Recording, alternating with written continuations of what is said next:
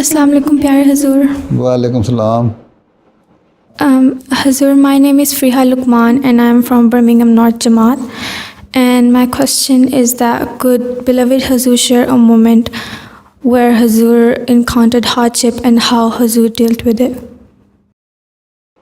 Hardship? What type of hardship? Hardships are part of your life. So why should I mention?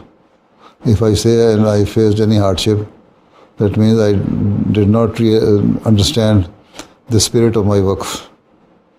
So I cannot mention. Right? Okay? I never faced any hardship. I always saw Allah's fadl on me. Okay? Yes, Jazakallah. Okay. Assalamu alaikum.